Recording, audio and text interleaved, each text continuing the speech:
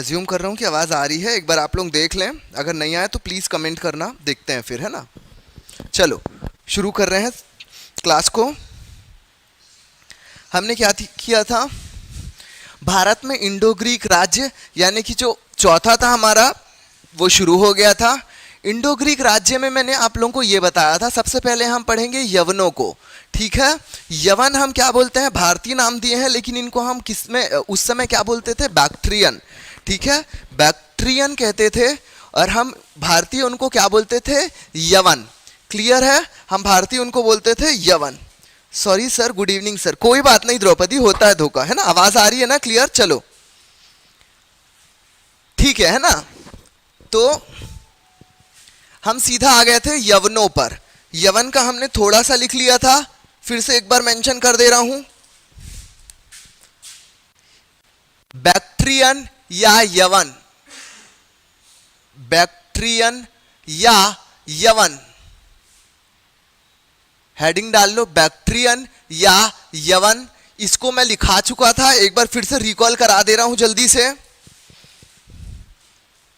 हाँ चलो, आवाज आ रही है, मैसेज आ गया बच्चों का, ठीक है आवाज आ रही है ना। चलो चलो, तो जब मौर्य शासन था, मौर्य शासन के तुरंत बाद पश्चात ऐसा हुआ, क्या किया, यवनों ने फिर से क्या किया, आक्रमण किया।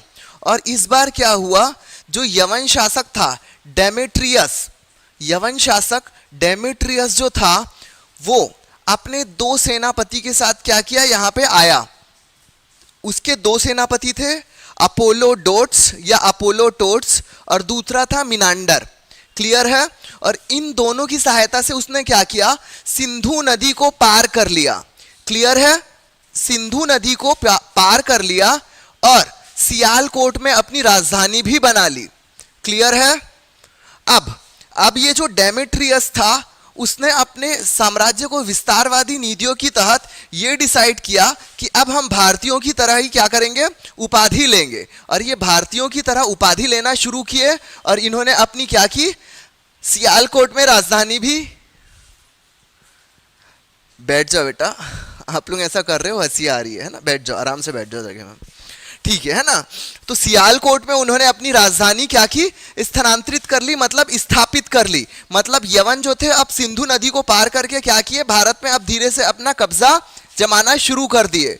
ठीक है। इनके राजा का नाम था डेमेट्रियस प्रथम, और इनके दो सेनापतियों के नाम था अपोलोटोड्स, और दूसरा क्या था, मिनांडर। ये दोनों को याद रखना। यहां तक क्लियर है सबको, यहां तक सबको क्लियर है, ठीक है। अब ये डेमेट्रियस जो था, डेमेट्रियस जो था उसने सिक्के भी चलवाए। यहां पे भारत में आने के बाद उसने क्या किए, खरोष्ठी लिपि युक्त सिक्के भी चलवाए। डेमेट्रियस ने खरोष्ठी लिपि युक्त क्या किए, सिक्के भी चलवाए। क्लियर है। अब क्या हुआ, धीरे से ये जो इनका ये यवनों का वो था, वो दो भागों में क्या हो गया, बट गया। पहले भाग का नाम था यूथिडेमस और दूसरे का नाम क्या था, यूक्रेटाइड। क्लियर है। पहले का नाम था यूथिडेमस और दूसरे का नाम क्या था, यूक्रेटाइड। क्लियर है। चलो इसको लिख लो, क्योंकि बहुत से बच्चे देख के लिख रहे हैं। यस सर, आवाज चलो, है ना। तो ये कहानी एक बार पुराना कल लिखा चुके हैं, इसके आगे से मैं बता रहा हूं, ठीक है। और आप लोगों से आज मेरे को थोड़ा सा दो चार बात भी करना है, लेकिन एक टॉपिक लिखाने के बाद करता हूं। पहला था यूथिडेमस और दूसरा था यूक्रेटाइड।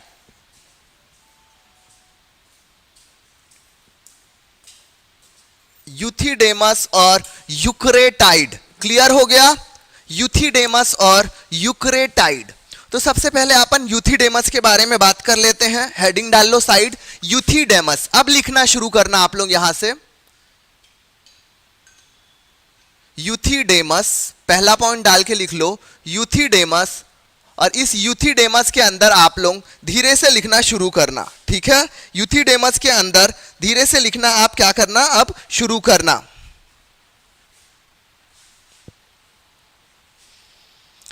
ठीक है, मैं बोर्ड में लिखते जा रहा हूं, तो जो देख के लिख रहे हैं वो बोर्ड को साथ में लिखते जाएं। ठीक है, चलो अब क्या था, सबसे पहले क्या हुआ, डेमेट्रियस आया। अब डेमेट्रियस प्रथम के बाद क्या हुआ, ये दो भाग में क्या हो गया, बट गया। पहला था यूथिडेमस और दूसरा था यूक्रेटाइड। तो ये जो यूथिडेमस में था ना, तो यहां का शासक कौन बनता है, यहां का शासक बनता है फिर अपोलोटोट्स या अपोलोडोट्स। ठीक है, पहले लिखो यहां अब अपोलोटोट्स क्या करता है, शासन करता है।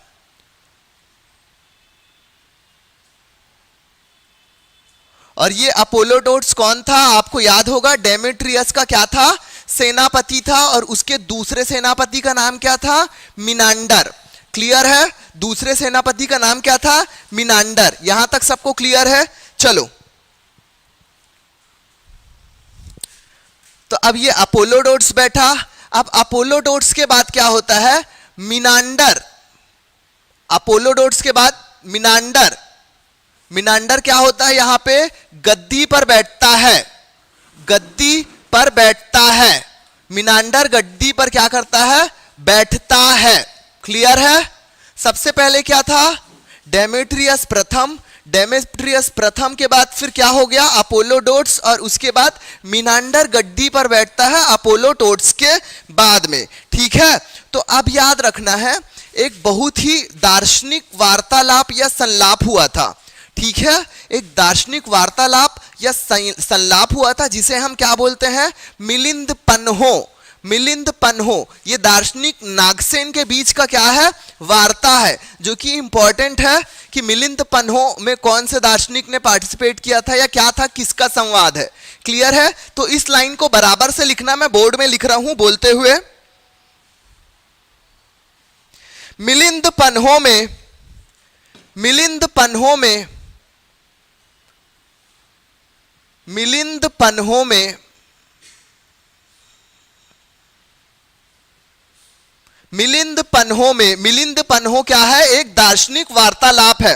मिलिंद पन्हो एक दार्शनिक वार्तालाप है। ठीक है, मिलिंद पन्हो में इसी शासक यानी किसने, मिनांडर ने, यानी कि क्या हुआ, डेमेट्रियस, फिर अपोलोटोड्स, फिर मिनांडर। तो जो ये मिनांडर है, जो दार्शनिक संलाप हुआ था भिक्षु नागसेन के साथ, ये मिनांडर और नागसेन के बीच का क्या है, वार्तालाप है, जो मिलिंद पन्हो में दिया गया है। ठीक है, लिखो, पॉइंट लिखो, मिलिंद पन्हो में, मिलिंद पन्हो में, मिलिंद पन्हो में इसी शासक ने, मिलिंद पन्हो में इसी शासक ने, इसी शासक ने, इसी शासक मतलब मिनांडर, ब्रैकेट में लिख लो मिनांडर। मिलिंद पन्हो में इसी शासक ने, ब्रैकेट में लिख लो मिनांडर ने, भिक्षु नागसेन के साथ, भिक्षु नागसेन के साथ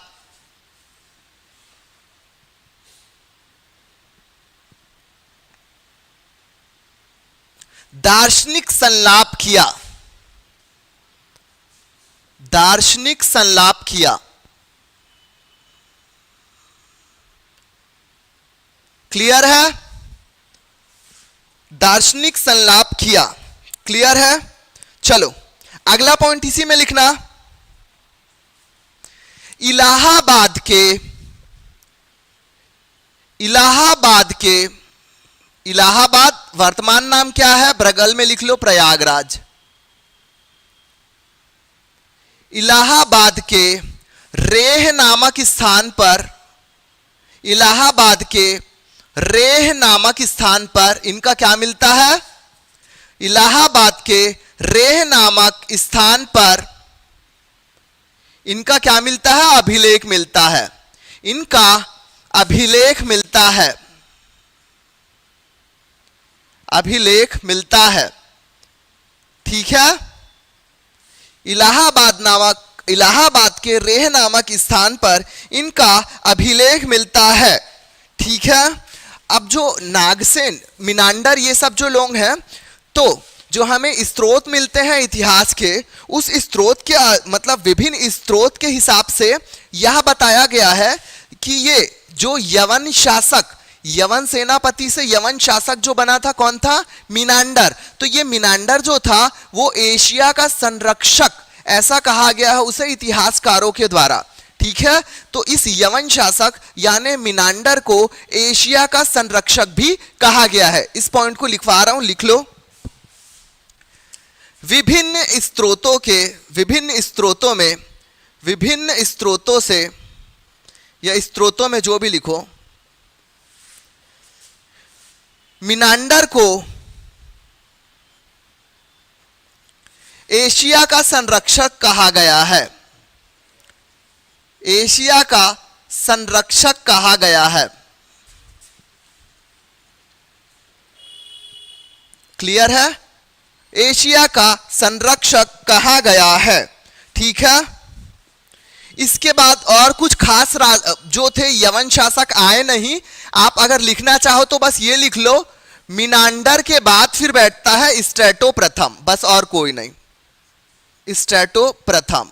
इससे ज्यादा आपको इसमें कुछ भी नहीं लिखना है। क्लियर है? हम सीधा आए बैक्ट्रियन पर। बैक्ट्रियन को हम भारतीय यवन बोलते थे। हमने इन बैक्ट्रियन को देखा, इनका सेनापति, इनका जो वो था, जो इनका राजा था उसका नाम था डेमेट्रियस प्रथम। इस डेमेट्रियस प्रथम के दो सेनापति थे, एक का नाम था क्या? अपोलोटोड्स, और दूसरे का नाम था मिनांडर। यहां पे आए, इन दोनों की सहायता से क्या हुआ? डेमेट्रियस ने सिंधु नदी को पार कर लिया और यहां के राजाओं की तरह उपाधि धारण करना शुरू कर दिया। खरोष्ठी लिपि युक्त उसने सिक्के चलवाए और सियालकोट को अपनी राजधानी बना लिया। उसके बाद क्या हुआ? इनकी ये जो शाखाएं थी दो भागों में बढ़ गई, यूथिडेमस और दूसरा यूक्रेटाइड। यूथिडेमस और यूक्रेटाइड। यूथिडेमस में जो दो उसके सेनापति थे वो बैक टू बैक फिर शासक बनते हैं, यानी पहले अपोलोटोड्स शासक बनता है, अपोलोटोड्स के बाद फिर मिनांडर बनता है। और ये मिनांडर इसलिए आपको ध्यान रखना है कि मिनांडर जो है भिक्षु नागसेन के साथ एक दार्शनिक वार्तालाप करता है, जिसको मिलिंद पन्हो में क्या किया गया है? लिखा गया है या वर्णन किया गया है। और इसका अभिलेख यानी कि मिनांडर का अभिलेख इलाहाबाद के रेह नामक स्थान से क्या होता है? प्राप्त होता है। क्लियर है? अब ये चीज ध्यान रखना कि भिक्षु नागसेन और मिनांडर कहां का था?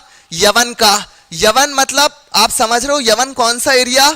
एक बार आप लोग गेस करो कि यवन कौन सा वाला एरिया है। आप मैसेज में लिखना है यवन को मैं किसको बोल रहा हूं। अगर आपको नहीं समझ में आएगा तो फिर मैं यवन का बताऊंगा कि अभी वर्तमान नाम हम क्या बोलते हैं यवन को। क्लियर है? एक बार आप लोग गेस करना। तो अब क्या हुआ? वो जो यवन शासक था वो आया, मिलिंद पन्हो से दार्शनिक भिक्षु का क्या हुआ? वार्तालाप हुआ। तो कहीं ना कहीं संस्कृति का क्या होगा? आदान प्रदान होगा। ये चीज हम लास्ट में एक बार नोट करेंगे। क्लियर है यहां तक? चलो, तो ये यूथिडेमस जो शाखा थी वो यहां पे समाप्त होती है। अब हम दूसरी शाखा के बारे में जाएंगे जिसको हम बोलते हैं यूक्रेटाइड शाखा। क्लियर है? यूक्रेटाइड शाखा। चलो, इसको मिटा रहा हूं, कोई स्क्रीनशॉट करेगा तो कर लो, क्योंकि साइन लैंग्वेज वाली मैडम आज भी थोड़ा सा काम की वजह से एब्सेंट है, वो कल से प्रेजेंट होंगी। क्लियर है? तो इसलिए बोर्ड में जो लिखाया हूं आप स्क्रीनशॉट कर लो।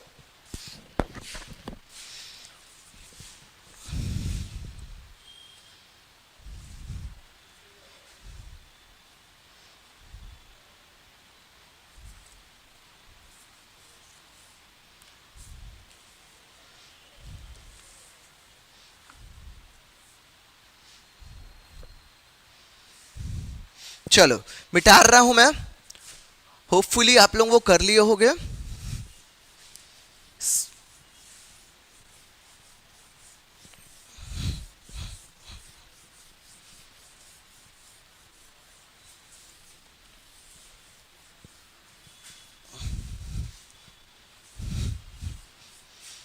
चलो, दूसरा लिख लो यूक्रेटाइड। दूसरा लिख लो यूक्रेटाइड।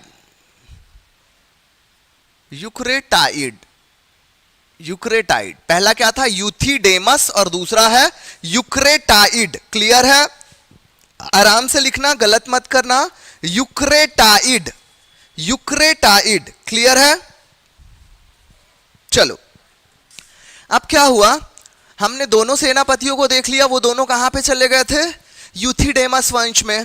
तो एक और व्यक्ति था जिसका स्वयं नाम क्या था, यूक्रेटाइड, और उसने ही इस वंश की नींव रखी, इसलिए इसको क्या बोलते हैं, यूक्रेटाइड शाखा। क्लियर है? इसकी स्थापना यूक्रेटाइड ने की, इसलिए इस शाखा को हम क्या बोलते हैं, यूक्रेटाइड शाखा या यूक्रेटाइड वंश। क्लियर है? इसको लिख लो जल्दी से, यूक्रेटाइड वंश। इसमें पहला पॉइंट डाल के आप लिख लो, इसकी स्थापना यूक्रेटाइड ने की, इसकी स्थापना यूक्रेटाइड ने की, यूक्रेटाइड ने की, इसलिए इसका नाम क्या रख दिया हमने, यूक्रेटाइड वंश नाम रख दिए, क्योंकि इसकी स्थापना यूक्रेटाइड ने की, इसलिए इस वंश की हमने नाम रख दिया यूक्रेटाइड। अब यहां पे क्या हुआ, ये जो यूथिडेमस वाले थे और उसके पहले डेमेट्रियस जो था, इन्होंने अपनी राजधानी किसको बनाया था, सियालकोट को। लेकिन इस यूक्रेटाइड ने अपनी राजधानी किसको बनाया, तक्षशिला को अपनी राजधानी बनाया। लिख लो पॉइंट में, इसने तक्षशिला को अपनी राजधानी बनाया, तक्षशिला को अपनी राजधानी बनाया, तक्षशिला को अपनी राजधानी बनाया। क्लियर है? तक्षशिला को अपनी राजधानी बनाया। यहां तक ठीक है? अब इसके बाद के जो भी पॉइंट्स लिखाऊंगा ना, वो इंपॉर्टेंट है, उसको एकदम वर्ड टू वर्ड याद करके रखे रहना। क्लियर है? यूक्रेटाइड में अब जो पॉइंट लिखाऊंगा उसको वर्ड टू वर्ड याद करके आप रखे रहना, है ना। मैं बोलते भी जा रहा हूं और बोर्ड में लिखा रहा हूं, अगर किसी का छूटेगा तो वीडियो को पॉज करके या पीछे करके फिर से देख लेना। चलो, अब इसके अंदर तीसरा पॉइंट लिखो, यूक्रेटाइड वंश में आ गए हैं, इसकी स्थापना किसने की बता दिए, तक्षशिला को इसने राजधानी बनाया, ये भी बता दिए। ठीक है? अब यूक्रेटाइड वंश में ही यूक्रेटाइड के बाद कोई एक शासक हुआ, ठीक है, और उस शासक का नाम था एंटियोलकिडास। इस शासक का नाम था एंटियोलकिडास, एंटियोलकिडास इसका नाम था। एंटियोलकिडास एक शासक हुआ जो यूक्रेटाइड वंश का ही क्या था, शासक था। ठीक है? इस वंश के शासक एंटियोलकिडास के, लिखते चलो, इस वंश के शासक, इस वंश के शासक एंटियोलकिडास के, इस वंश के शासक एंटियोलकिडास के शासनकाल में, शासनकाल में के शासनकाल में हेलियोडोरस, एक नया नाम है, इसको आराम से लिखना है, हेलियोडोरस या हेलियोडोट्स, जो लिखना है आपको, दोनों लिख सकते हो। हेलियो देख लो एक बार, हेलियोडोरस, हेलियोडोरस, हेलियोडोरस। नाम थोड़े से नए आ रहे हैं, क्यों? क्योंकि ये यहां के शासक नहीं है, ये कहां के शासक हैं, ये यवन के व्यक्ति हैं, इसलिए हमको थोड़े से डिफिकल्ट टाइप के नाम पढ़ने को मिल रहे हैं। यूक्रेटाइड, डेमेट्रियस, मिनांडर, ये सब अलग टाइप के नाम है ना, क्योंकि ये भारतीय नहीं है। क्लियर है? इसीलिए आपको ये नया नाम याद करना पड़ेगा, हेलियोडोरस। ठीक है? यूक्रेटाइड वंश के तीसरे पॉइंट में लिखो, इसी में एक शासक हुआ जिसका नाम था एंटियोलकिडास। एंटियोलकिडास इसका शासक था, और इसके शासनकाल में एक व्यक्ति हेलियोडोरस ने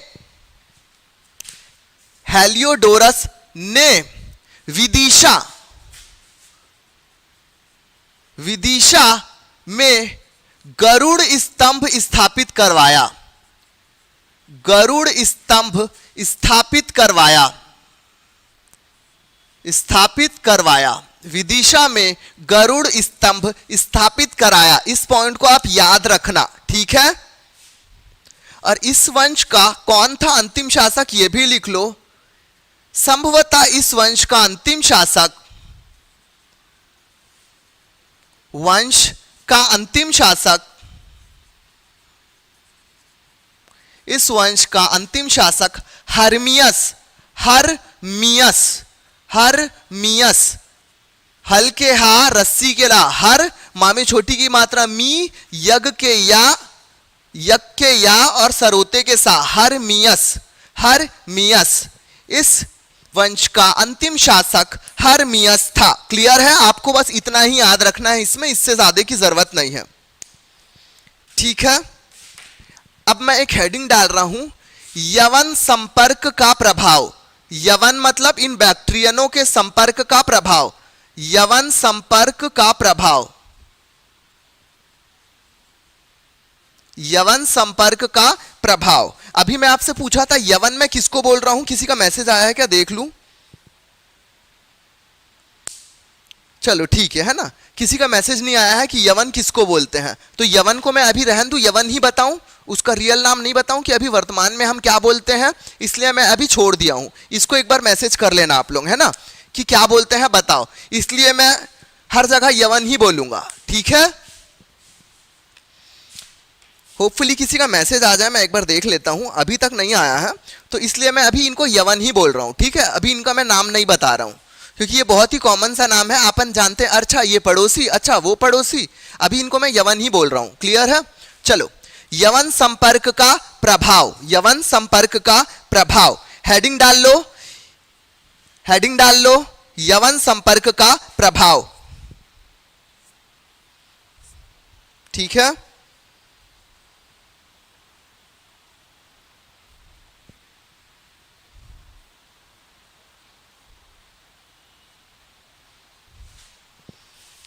ठीक है।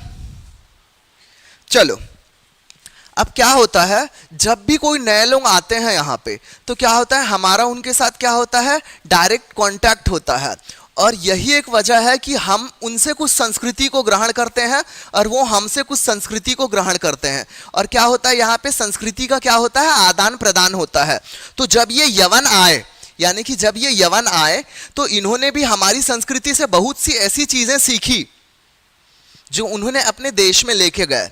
अब यहाँ पे क्या हुआ कि जो ये यवन आए थे, वो भारतीयों से कई स्थानों में बहुत ज्यादा प्रभावित हुए। सबसे पहला मैंने नाम बताया था मिनांडर, जो कि किसका सेनापति था, डेमेट्रियस का। ये जो मिनांडर था, दार्शनिक नागार्जुन से जब संलाप कर रहा था, यानी वार्तालाप कर रहा था, तो उनके बातों से, उनके चरित्र से इतना प्रभावित हुआ, इतना प्रभावित हुआ कि उसने बौद्ध धर्म को ग्रहण कर लिया। मिनांडर जो कि यवन था, यवन का एक शासक था जो यहां पे आके शासन कर रहा था, उसने भारतीयों से प्रभावित होकर क्या किया, बौद्ध धर्म को ग्रहण कर लिया। तो ये एक पहली चीज हो गई। लिख रहे हो तो लिख लो, मैं लिखने के पॉइंट में बोल दे रहा हूं। भारतीयों और यवनों के बीच में संस्कृति का बेहद अच्छा आदान प्रदान हुआ, आदान प्रदान हुआ, जिसमें यवन सेनापति एवं बाद में यवन का शासक, यवन का शासक मत लिखना, यवन का आया हुआ शासक मिनांडर, मिनांडर दार्शनिक नागसेन से प्रभावित होकर बौद्ध धर्म ग्रहण कर लिया, बौद्ध धर्म ग्रहण कर लिया। ठीक है, यवन का रियल नाम क्या है बताइए। चलो, एक जन का मैसेज आया, अच्छा लगा, क्लियर है। अभी ये पॉइंट लिख लो, फिर बता रहा हूं। प्रभावित होकर बौद्ध धर्म ग्रहण कर लिया, ये पहला पॉइंट हो गया, ये पहला पॉइंट हो गया।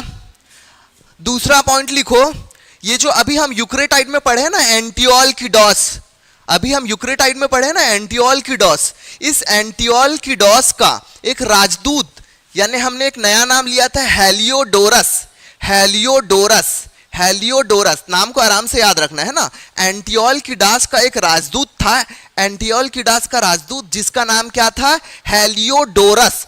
ये भागवत धर्म से इतना प्रभावित हुआ कि इसने भागवत धर्म को क्या किया, स्वीकार कर लिया, इसने भागवत धर्म को स्वीकार कर लिया। तो दो चीज याद रखना, यहां पे दो लोगों ने अपने धर्म को परिवर्तित किया है भारतीयों से प्रभावित होकर। पहला मिनांडर जिसने बौद्ध धर्म अपना लिया, और दूसरा हेलियोडोरस जिसने भागवत धर्म को क्या किया, स्वीकार कर लिया। यवन, हम किसकी बात कर रहे हैं? आपने यूनानी मेडिकल कॉलेज सुना है, आपने यूनानी दवाइयां देखी है, तो ये यूनानियों को हम यहां पे यवन बोल रहे हैं। क्लियर है? आप समझ में आया? हम यवन किनको बोल रहे हैं? हम यवन इन यूनानियों को बोल रहे हैं। क्लियर है? यवन हम यूनानियों को बोल रहे हैं। यूनानी आपने सुना होगा, यूनानी दवाइयां, यूनानी मेडिकल कॉलेज, ठीक है? तो ये यूनान के लोगों को हम यवन बोल रहे हैं। चलो, क्लियर है पीतांबर? हम यूनान के लोगों को यवन बोल रहे हैं यहां पे। चलो, तो क्या हुआ, हेलियोडोरस ने भागवत धर्म को क्या किया, अपना लिया। तो ये दो चीजें तो ऐसी थी कि उन यवन यानी कि यूनानियों ने हमसे एक्सेप्ट की, लेकिन कुछ ऐसी भी चीजें थी जो उन्होंने हमको देके गया। ठीक है? तो भारत में जो धीरे से मतलब एक्चुअल सोने के पॉलिश चढ़े हुए जो सिक्के थे, ये क्या हुआ, इन यूनानियों ने हमें दान मतलब हमें सिखा के गया। ठीक है? इन यूनानियों से हमने भारत में जो सोने चढ़े हुए पॉलिश के सिक्के जो थे ना, ये चीज हमने क्या किया, यूनानियों से सीखा। क्लियर है? और जो कुछ लिपियां हैं, लिपियां भी हमने क्या किया, इन यूनानियों से कुछ कुछ चीजें सीखी है। जैसे आपने देखा हमारी हिंदी, हम बोलते हैं देवनागरी लिपि, ब्राह्मी लिपि, ये तो हमारी थी, लेकिन खरोष्ठी लिपि, ये सारी जो लिपि है वो हमने कहां से लिया, इन यवनों से लिया, हम इन यूनानियों से लिए हैं। क्लियर है? और इसके साथ ही साहित्य के क्षेत्र में भी बहुत सारी चीजें क्या की, एक्सेप्ट की गई है। तो यहां तक कि सबको क्लियर है कि क्या भारतीय प्रभाव पड़ा?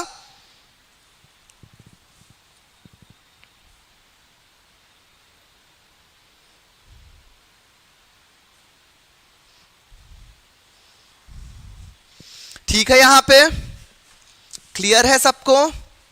चलो, एक और चीज यहां पे देख लो कि हमारे भारतीय प्राचीन काल के जो सबसे महान चिकित्सक थे, जिनकी एक बुक भी है, हम उनका नाम जानते हैं। क्या नाम था? आपको किसी को याद है क्या? बताऊं? चलो, तो उनका नाम था चरक। चरक संहिता, सुश्रुत संहिता, ये सारी हम चीजें पढ़े हैं। ठीक है? तो ये जो चरक थे, इन्होंने मेडिकल से संबंधित बहुत सारी चीज अपनी किताब में क्या की थी, लिखी हुई थी। और जो यूनानी साइंटिस्ट या यूनानी जो एक वो थे, चिकित्सक थे, उनका नाम था हिप्पोक्रेटिस, जिनकी बुक में और चरक की बुक में बहुत सारी चीजें क्या मिलती है, समानता मिलती है। क्लियर है? उन दोनों की बुक में भी क्या मिलती है, थोड़ी सी समानता मिलती है। यहां तक क्लियर है? उन दोनों की बुक में भी हमें क्या मिलती है, समानता देखने को मिलती है बहुत सारी चीजों में। और हम संस्कृत का एक शब्द होता है, संस्कृत का एक शब्द है यवनिका। जब नाटक शुरू होता है ना, यवनिका एक वर्ड यूज किया जाता है। एक नाट्य मंच के स्टेज जो रहता है ना, मंच में, उस मंच में आज भी एक वर्ड यूज किया गया था, यवनिका। ये यवनिका जो है हमने यवनों से लिया है, जिसका मतलब क्या है, पर्दा। और यवनिका गिर गया, यानी कि पर्दा को गिरा दिया गया, नाटक खत्म हुआ। तो ये यवनिका शब्द है जिसका मतलब होता है पर्दा, ये भी हमने क्या किया, वहां से लिया है। तो इस प्रकार क्या हुआ, बहुत सी भाषा लिपि का क्या हुआ, आदान प्रदान किया गया। क्लियर है सबको? यहां तक क्लियर है? इसको नहीं लिखा रहा हूं, इसको आप सुनना और धीरे से अपने वर्ड्स में लिखने की कोशिश करना। यहां तक सबसे क्लियर है कि भारतीय और यूनानियों में कैसे चीजों का आदान प्रदान हुआ। ठीक है? चलो, तो यहां पे हमारा बैक्ट्रियन यानी कि यवन वाला जो पोर्शन था उसको यहां पे हम समाप्त करते हैं। अब हम एक दूसरे इंडो ग्रीक राज्य पे जाएंगे, जिसको हम बोलेंगे धीरे से, क्या बोलेंगे, पहलव, फिर उसके बाद शक, सीथियस, ये सब। ठीक है? जो स्क्रीनशॉट कर रहे हैं एक बार कर लो, ये पुराना ही चीज लिखा हुआ है, लेकिन यवन संपर्क का प्रभाव आप सुन के लिखोगे। क्लियर है?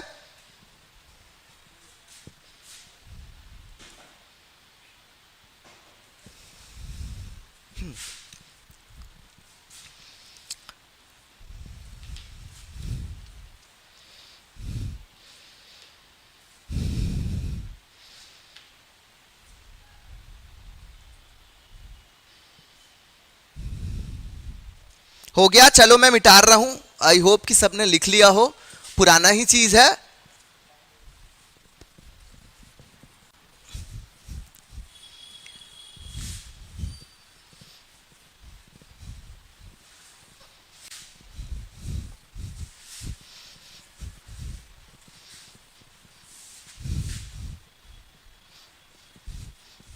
दूसरा हेडिंग डाल लो अब यहां पे आप, दूसरा हेडिंग आप यहां पे डाल लो पार्थियन या पहलव।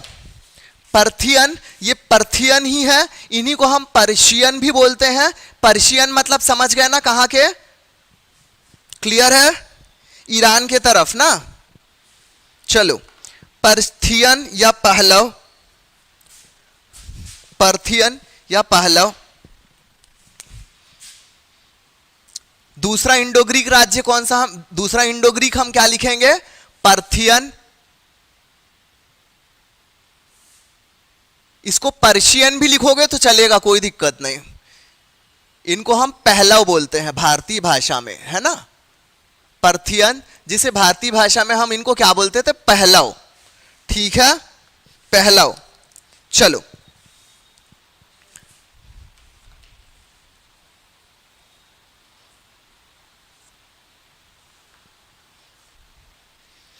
चलो ठीक है। अब क्या है, अब इनके बाद क्या हुआ, यवनों के बाद साथ में हमने क्या दिखा, ये पर्थियन आए यानी पर्शियन आए। ये पर्शियन आए जिन्हें हम भारतीय भाषा में क्या बोले, हमने इन्हें क्या कहा, पहलव कहा। ठीक है, इनके जो शासक नए नए जो व्यक्ति आए थे जहां पे अपना दायरा बढ़ाना शुरू किए, उनमें 2 से 3 महत्वपूर्ण थे, जैसे वनोनीज, गोंदोफर्नीज। आपने गोंदोफर्नीज सुना होगा, है ना। गोंदोफर्नीज आप कहीं ना कहीं ऐसे सुने होंगे क्योंकि इतिहास पढ़े होगे। तो एक और नाम याद रखना, वनोनीज। वनोनीज और गोंदोफर्नीज, इन्होंने क्या किया, यहाँ पे धीरे से आना शुरू हुआ और यहाँ पे एक तख्त ए बाही भी मिला है जिसमें तिथि 103 अंकित है। और ये कहा जाता है कि ये इन्हीं लोगों ने क्या किया था, अंकित करवाया था या लिखवाया था, लेकिन इसमें अभी भी क्या है, संशय है। तो अभी जो चीज मैं पॉइंट बोलूंगा उसको एज इट इज लिखते हुए चलो, क्लियर है। चलो सबसे पहले पार्थियन या पहलव और हेडिंग डाल लो और उसके बाद लिखो, पहलव मूलतः पर्शिया के निवासी थे। लिखते चलो, मैं बोलते जा रहा हूं। पहलव मूलतः पर्शिया के निवासी थे, पर्शिया के निवासी थे, पर्शिया के निवासी थे। पहलव मूलतः पर्शिया के निवासी थे, हो गया। भारतीय भाषाओं में इन्होंने, हमने क्या कहा, इन्हें पहलव कहा। ठीक है, इस वंश के प्रमुख शासकों में कौन थे, अभी मैंने बताया, वनोनीज, गोंदोफर्नीज, गोंदोफर्नीज, वनोनीज, गोंदोफर्नीज। लिख लिए सभी ने, चलो तुरंत लिखो।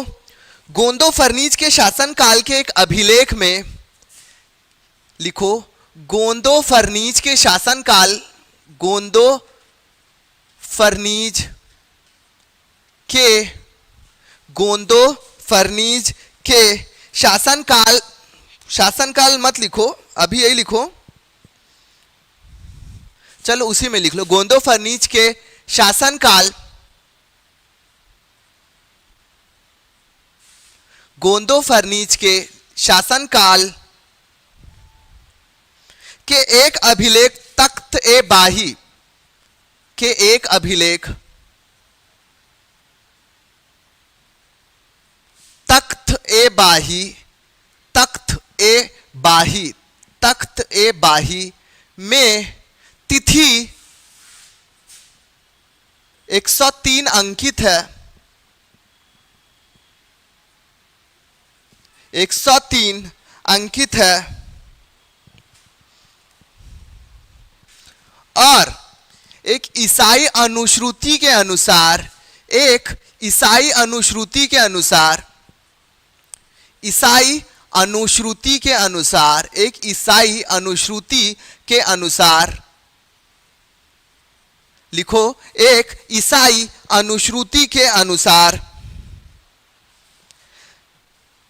किसको याद रखना, गोंदोफर्नीज को संपूर्ण भारत का राजा भी बताया गया है, भारत का राजा भी बताया गया है।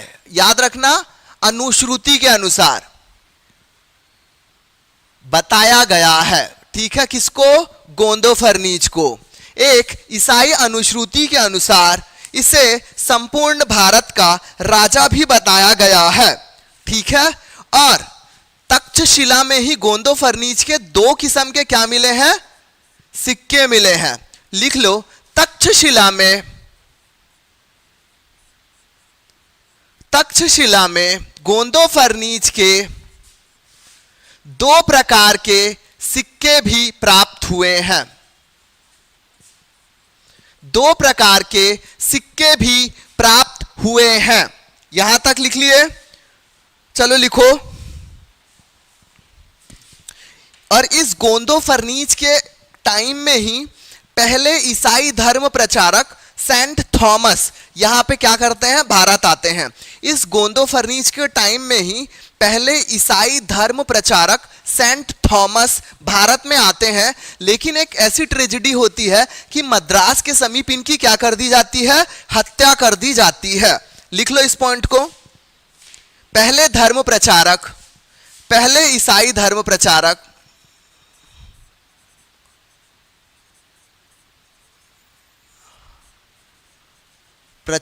पहले ईसाई धर्म प्रचारक सेंट थॉमस गोंदो फर्नीच के टाइम में ही कहां आते हैं, भारत आते हैं। गोंदो फर्नीच के समय भारत आते हैं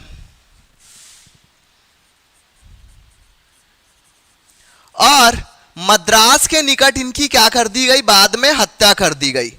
मद्रास के निकट इनकी क्या हो गई, हत्या हो गई या कर दी गई। क्लियर है, मद्रास के निकट इनकी हत्या कर दी गई।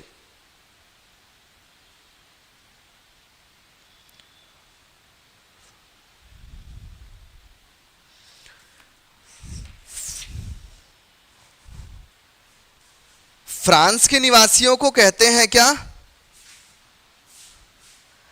किसी का कुछ मैसेज आया है, समझ में नहीं आ रहा है।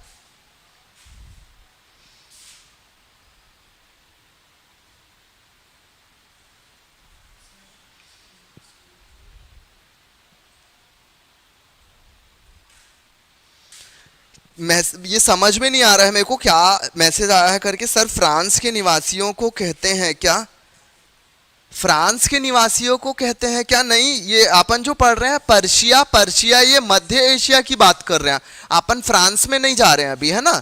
ये अपन मध्य एशिया वाला जो पोर्शन है वहां का, जो ईरान जो पर्शिया वाला एरिया है, यहाँ के लोग ये जो कहला रहे हैं ये है पर्शियन पहलव, ठीक है। थोड़ा सा क्वेश्चन स्पेसिफाई नहीं है इसलिए मैं उसको एक्सप्लेन नहीं कर पा रहा हूं, ठीक है। चलो आगे लिखो।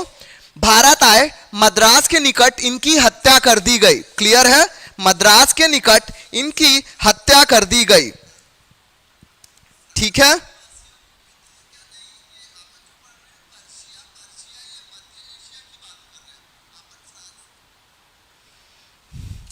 ठीक है, अब क्या हुआ, गोंदो फर्नीच के बाद धीरे धीरे और उसके उत्तराधिकारी धीरे धीरे बनते गए, लेकिन वो उतने सशक्त नहीं थे। गोंदो फर्नीच के बाद उनके और उत्तराधिकारी बनते गए, लेकिन वो इतने सशक्त नहीं थे। और ये कहा जाता है कि उनकी सीमा धीरे धीरे सीमित हो गई। और सीमित होके क्या हुआ, ये नहीं हुआ कि मतलब खत्म ही हो गया, सीमित हो गए, लेकिन उनका स्थान फिर क्या किया, कुषाणों ने ले लिया। कुषाण वंश जो आएगा वो इन पहलवों का क्या करेगा, इन पहलवों का स्थान ले लेगा और धीरे धीरे ये क्या होके सीमित हो जाएंगे, वापस चले जाएंगे। क्लियर है, तो बस इतना ही पॉइंट लिखो। अगर कोई स्क्रीनशॉट कर रहा है तो जल्दी से कर लो, फिर मैं मिटा दूंगा। और इसके तुरंत बाद हम क्या लिखेंगे, हम शक लिखेंगे।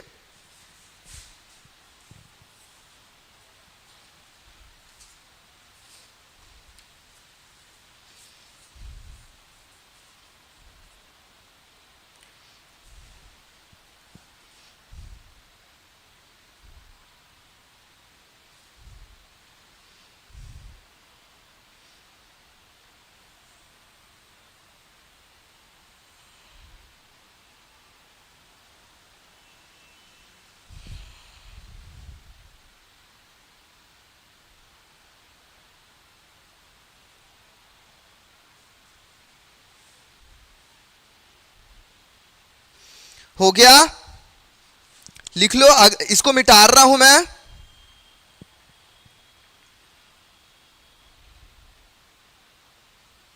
आज बहुत कम लोग ही ऑनलाइन जुड़े हो, थोड़ा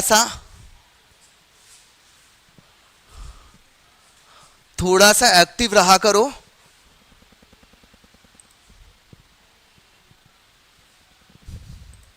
ठीक है, बारिश हो रहा है इसका ये मतलब नहीं, क्लास डेफिनेटली हो रही है, और अगर क्लास हो रही है तो आपको प्रेजेंट रहना है। ठीक है, आपको कहीं जाना नहीं है, आपको अपने घर में बैठ के ही ऑनलाइन रहना है, क्लास देखना है। क्योंकि हम लोग बाहर से भी आ रहे हैं पानी में भीगते हुए रेनकोट पहन के, तो आपको भी थोड़ा सा उतना रिस्पेक्ट देना है कि क्लास अटेंड करें। जो 2-4 लोग 10 लोग रेगुलर हैं वही रोज रेगुलर रह रहे हैं, बाकी लोग नहीं आ रहे हैं। ठीक है, ठीक है, बाकी लोग जुड़ते हैं और तुरंत छोड़ देते हैं। एक दिन की अटेंडेंस देखो तो 30-35 से ज्यादा नहीं रहती है। ठीक है, तो आप लोग देखते हो, सोचते हो कि बाद में वीडियो देख लेंगे, बाद में वीडियो देखते हो अपने टाइम के अकॉर्डिंग, और उस समय अगले दिन देखो तो 196 लोग देख रहे हैं वीडियो, 192 लोग, 200 लोग, 250 लोग, लेकिन फिर क्लास के टाइम में प्रेजेंट नहीं हो तो उसका कोई मतलब नहीं निकलेगा ना। क्लास की चीज को क्लास में ही लो, वरना आप 1 दिन 2 दिन पीछे ही चल रहे हो। अब मेरा एक क्वेश्चन ये भी है, मेरा क्वेश्चन ये है, ठीक है, मेरा क्वेश्चन, मैं मैसेज देख रहा था किसी का नया, मेरा एक क्वेश्चन ये भी है, जो जितने भी मतलब दृष्टिबाधित बच्चे हैं, कितने लोग नोट्स बना रहे हैं, एक बार मेरे को पर्सनल मैसेज कर देना कि सर हम लोग नोट्स बना रहे हैं। एक बार बस पर्सनल मैसेज कर देना। ओल्ड बच्चों के पास मेरा नंबर है, ठीक है, नहीं होगा आपको लगता है ग्रुप में करना है, आप ग्रुप में मैसेज कर देना कितने लोग स्वयं का नोट्स बना रहे हैं। कृपया एक बार नोटिस मतलब आप बता देना कि सर हम लोग नोट्स बना रहे हैं। ठीक है, हम लोग नोट्स बना रहे हैं करके एक बार मेंशन कर देना एक चीज। और कितने मतलब ऐसे बच्चे हैं जो सिर्फ बोर्ड को देख रहे हैं, मतलब श्रवण बाधित हैं और ऐसे कोई हैं तो वो थोड़ा सा बता दें क्लास में, ऐसा है क्योंकि साइन लैंग्वेज वाली मैम थोड़ा सा एब्सेंट रहेंगी, तो उस हिसाब से मैम को बोलेंगे कि मैम बच्चे हैं करके, तो उस हिसाब से थोड़ा सा पहले वीडियो बना के डालेंगे या जो भी रहेगा। ठीक है, तो आप लोग प्लीज़ इस चीज़ को मतलब थोड़ा सा सीरियस लेके मैसेज कर देना सर कि हम लोग इतने लोग रेगुलर नोट्स बना रहे हैं, या मैं बना रही हूँ पर्टिकुलर, या मैं बना रहा हूँ पर्टिकुलर, ऐसा करके मैसेज डाल देना। क्लियर है यहाँ पे, सबको क्लियर है? ठीक है, और नोट्स बनाते हुए ही चलो। आप सोचोगे ना आप वीडियोस देख लोगे ये वो, डेफिनेटली हम लोग अभी क्या करेंगे, वीडियो को कैटेगराइज कर देंगे सब्जेक्ट वाइज, ताकि आपको बाद में बार बार वीडियोस को ढूंढना ना पड़े। आप सब्जेक्ट वाइज जाके वहां से लेक्चर्स को देख लो, लेकिन वो लेक्चर्स कितने दिन तक रहेगा उसको बाद में प्राइवेट कर देंगे। ठीक है ना, उसको बाद में प्राइवेट कर देंगे, तो फिर आपका क्या नोट्स रहेगा तो आप पेज पलट के याद कर सकते हो। एग्जाम के टाइम में आपको लगा कि मेरे को ये पढ़ना है, आप कितने लेक्चर्स ढूंढोगे? ठीक है, और आपको इसलिए नहीं पढ़ा रहे हैं कि बस आप नोट्स बनाओ रख दो, या आप चलो वीडियो सुन लेंगे। सिलेक्शन लेना है ना, सिलेक्शन लेने के लिए पढ़ाया जा रहा है। तो अगर लगता है किसी को पर्टिकुलर कोई और भी डाउट है एग्जाम के रिगार्डिंग, कोई पर्सनल कोई दूसरा ही एग्जाम पढ़ रहा है, जरूरी नहीं है कि वो पीएससी पढ़े या बैंकिंग का पढ़ रहा है या एसएससी का, अगर वो व्यापम का भी कर रहा है, उसको कुछ चाहिए या कुछ जरूरत है तो वो पर्टिकुलर मैसेज कर सकता है ना किसी भी टीचर को। जरूरी नहीं है मेरे, कोई सोनी सर को, गुल्स मैम को, किसी को भी आप लोग कॉल कर सकते हो, गुलनाज मैम को। ठीक है,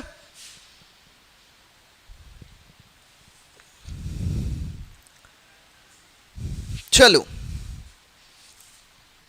यहां तक तो हो गया। चलो ठीक है, मैं ऐसा उम्मीद कर रहा हूं कि जो भी बच्चे हैं नोट्स बना रहे हैं या कुछ, मेरे इन बातों के बाद एक बार पर्सनल मैसेज करके बताएंगे। चलो अगला डाल दो आप, सीथियन या शक, सीथियन या शक।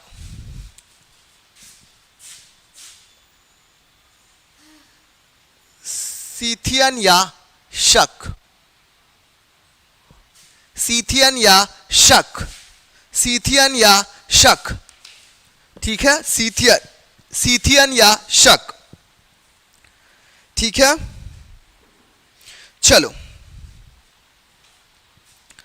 अब क्या हुआ, ये लोग जो आए थे ना, सीथियन या शक लोग आए थे, वो भारत में क्या किए, धीरे से आके रहना शुरू किए, और उन्होंने सेम टू सेम भारतीय परंपराओं को क्या किया, अपनाना शुरू किया। उन्होंने भारतीय धर्म को अपनाया और उन्होंने भारतीयों के साथ शादी करके यहाँ रहने का भी क्या किया, व्यवस्था की और ये पूरी तरह से अपने आप को भारतीय बनाने लग गए और अपने आप को इस पूरे सांचे में ढाल लिए।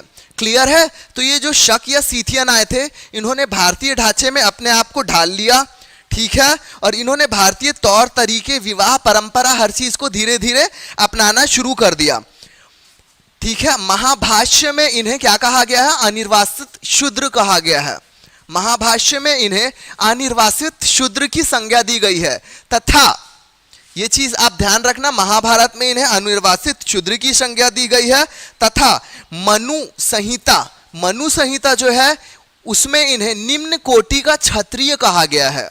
मनु संहिता में इन्हें निम्न कोटि का क्षत्रिय भी कहा गया है, ठीक है। एक चीज एकदम क्लियर हो गया, ये जो शक या सीथियन आए थे, इन्होंने भारतीय परंपराओं को ग्रहण करने की नियत और हर चीज को लेके यहाँ पे धीरे से बसना शुरू कर दिया। उन्होंने यहाँ के लोगों से विवाह किया, तौर तरीके, परंपरा, हर चीज को क्या किया?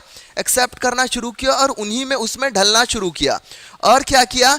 उसके बाद हमारे जो इतिहासकार हैं, मनु संहिता, उस मनु संहिता में क्या कहा गया है? इन्हें निम्न कोटि के क्षत्रिय कहा गया है, ठीक है। वहीं महाभाष्य में इन्हें क्या किया कहा गया है? अनिर्वासित शूद्र की संज्ञा दी गई है, ठीक है। अब भारतीय गवर्नरों को इन्होंने क्या? क्षत्रप की संज्ञा दी। क्षत्रप मतलब यहाँ के क्षत्रप, वहां के क्षत्रप, यहाँ, तो ऐसे इन्होंने राज्य जो था उनको 5 से 4 क्षत्रपों में क्या किया? बांट दिया। क्लियर है? किसी का मैसेज तो नहीं? उन्होंने क्षत्रपों में बांट दिया। क्लियर है? एक बार आराम से सुन लो इसको। भारतीय गवर्नरों को इन्होंने क्षत्रप कहा, ठीक है। क्षत्रप जो है संभवतः ईरानी शब्द है, ठीक है, और छत्र प्रांत से लिया गया है, जिसका अर्थ होता है प्रांतीय गवर्नर। प्रांतीय गवर्नर, क्लियर है? ठीक है। तो इसमें हम क्या पढ़ेंगे? मथुरा के क्षत्रप, यहां के क्षत्रप, हमें केवल उनके नाम ही लिखने हैं। क्लियर है? उनके सिर्फ नाम लिखने हैं, हमको उनके बारे में बहुत ज्यादा डिटेल कहानी, ये सारी चीज लिखने की क्या है? जरूरत नहीं है। चलो अभी मैं बोल बोल के लिखाते जा रहा हूं और बोर्ड में लिख भी रहा हूं, तो जो लिख रहे हैं देख के वो तुरंत स्क्रीनशॉट करते जाएं, है ना। चलो शकों के बारे में लिखो। भारतीय परिस्थितियों के हिसाब से इन्होंने स्वयं को ढाला। भारतीय परिस्थिति के हिसाब से लिखते चलो। भारतीय परिस्थिति के हिसाब से इन्होंने स्वयं को ढाला। भारतीय परिस्थिति के हिसाब से इन्होंने स्वयं को ढाला, ठीक है। इन्होंने यहां पे क्या किया? विवाह करके बसना भी प्रारंभ कर दिया, ठीक है, ठीक है। चलो इसको लिखो। इन्होंने भारतीयों से विवाह भी किया। इन्होंने भारतीयों से क्या किया? विवाह भी किया। इन्होंने भारतीयों से विवाह भी किया। इन्होंने भारतीयों से विवाह भी किया। जो इंपॉर्टेंट पॉइंट है वो ये है और ये है। ये है मतलब, अब इसको लिखो, इंपॉर्टेंट पॉइंट बोल रहा हूं, इसको नोट कर लेना। उसको लिखो। महाभाष्य में इन्हें, महाभाष्य में इन्हें, महाभाष्य में इन्हें अनिर्वासित शूद्र कहा गया है। अनिर्वासित शूद्र कहा गया है। अनिर्वासित शूद्र कहा गया है। दूसरा पॉइंट लिखो। मनु संहिता में, मनु संहिता में, मनु संहिता में इन्हें क्या कहा गया है? निम्न कोटि के क्षत्रिय। क्लियर है? निम्न कोटि के क्षत्रिय। इन्हें क्या कहा गया है? निम्न कोटि के क्षत्रिय। निम्न कोटि के क्षत्रिय, निम्न कोटि के क्षत्रिय कहा गया है। क्लियर है? ये दोनों पॉइंट आपको याद रखना चाहिए कि सीथियन को क्या क्या किस किस ग्रंथ में कहा गया है। ठीक है, यहां तक लिखो।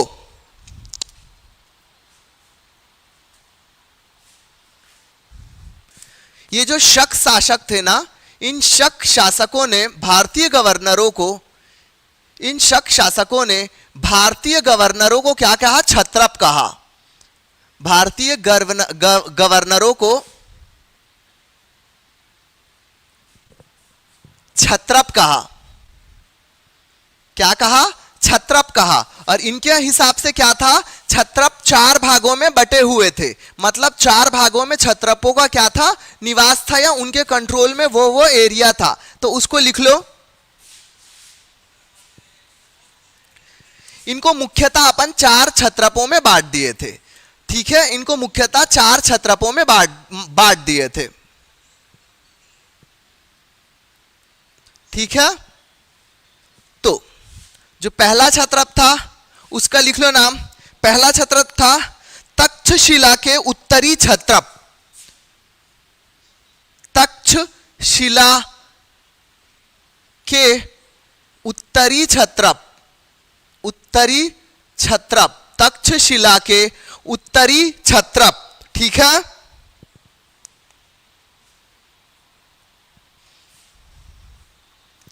ठीक है।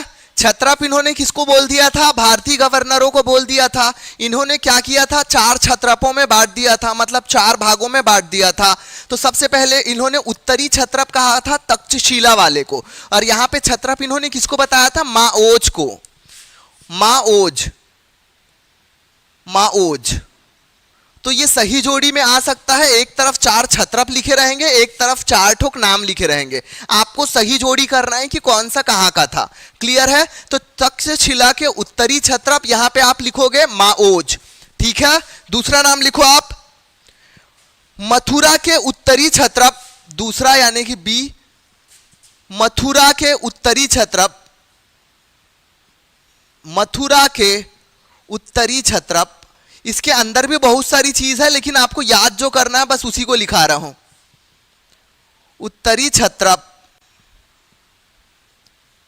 यहां पे मतलब जो है वहां पे राजुल, राजुल एक नाम था जो गवर्नर थे, तो उन्होंने, उनके हाथ में ये चीज थी, तो उन्होंने उस भारतीय गवर्नर का नाम राजुल था। ठीक है, मथुरा के उत्तरी क्षत्रप।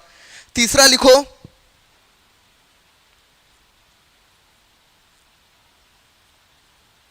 तीसरा लिखो महाराष्ट्र के पश्चिमी क्षत्रप। महाराष्ट्र के पश्चिमी क्षत्रप, पश्चिमी क्षत्रप, महाराष्ट्र के पश्चिमी क्षत्रप। ये 2 नाम मिलता है, एक जगह भूलक लिखा है, एक जगह मूलक लिखा है। तो जो भी नाम याद रहेगा आपको ध्यान रखना, मूलक या भूलक जो है वो यहां के क्या थे, क्षत्रप थे। क्लियर है। और लास्ट वाला आप लिख लो उज्जैन के पश्चिमी क्षत्रप। उज्जैन के पश्चिमी क्षत्रप,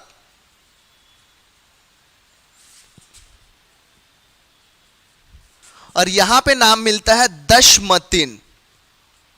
दशमतिन, दशमतिन।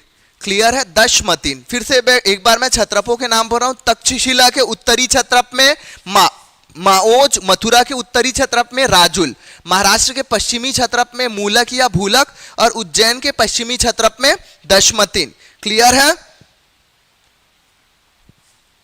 ठीक है, सब हो गया। इसके बाद भी क्या है, क्षत्रप आए, जरूरी नहीं है कि यही क्षत्रप रहे, इनके बाद दूसरे क्षत्रप बने, इनके बाद तीसरे कोई गवर्नर बने, इनके बाद चौथे, बट फिलहाल में आपको ये 4 नाम याद रखना है जोड़ी के साथ में। क्लियर है, ठीक है। चलो एक और देख लो। इसके बाद इसी में उज्जैन में ना बाद में एक रुद्र दामन भी होगा ना, रुद्र दामन, जो काफी प्रसिद्ध रहेगा। क्लियर है, तो ये याद रखना, उज्जैन में दशमतिन के बाद एक रुद्र दमन या रुद्र दामन भी लिख लेना, वो भी एक क्षत्रप बनेगा जो काफी महत्वपूर्ण रहेगा। तो आपको सीथियन में से सिर्फ इतने ही पॉइंट्स जो है याद करने हैं फिलहाल में। क्लियर है, अभी तक के जितने भी एग्जाम है इसके बाहर तो ऐसा कुछ नहीं आया है, आएगा तब देखा जाएगा। तो फिलहाल आप इतना चीज याद करके रखे रहो, ठीक है। और जिनको मैं बोला हूं कि पर्सनल मैसेज मेरे को करना, ओके, गुड इवनिंग सभी को। जिसको भी बोला हूं कि पर्सनल मैसेज करना कि कितने लोग नोट्स बना रहे हैं, तो कृपया वो एक बार पर्सनल मैसेज कर देना, ठीक है। चलो अभी की क्लास को मैं यहीं पे खत्म कर रहा हूं। अभी गुलनाज मैम की क्लास होगी, बाकी अगली क्लास जो भी होगी उसमें अपन ये क्या करेंगे, इंडो ग्रीक राज्य वाले जो है ना इनको खत्म कर देंगे और तुरंत हम बौद्ध और जैन में आएंगे। और मैं आपसे रिक्वेस्ट करूंगा बौद्ध और जैन में बिल्कुल एब्सेंट मत रहना, हर एग्जाम में वहां से क्वेश्चन आता है, क्लियर है? चलो आज की क्लास को मैं यहीं पे समाप्त कर रहा हूं। अभी अगली कक्षा गुलनाज मैम की होगी। 2 मिनट में आप जैसे भी वॉशरूम वगैरह से आना है आ जाओ, ऑनलाइन ही रहना है ना। चलो सभी को गुड इवनिंग, बाय।